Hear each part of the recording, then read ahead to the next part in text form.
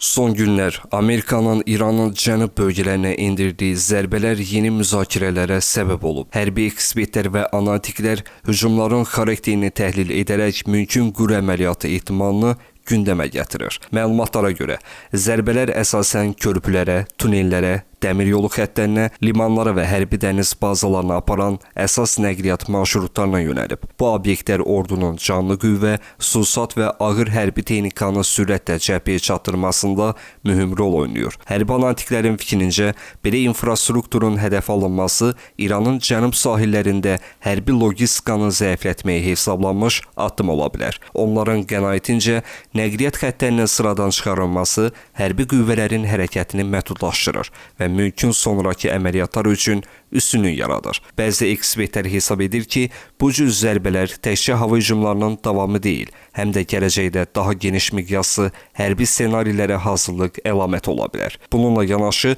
digər mütəxəssislər ehtiyatlı yanaşaraq qeyd edir ki, belə nəticəyə gəlmək üçün hələ kifayət qədər fakt yoxdur. Hazırda Amerika və ya digər tərəflər tərəfindən İrana qarşı quru əməliyyatının planlaşdırıldığına dair rəsmi açıqlama verilməyib.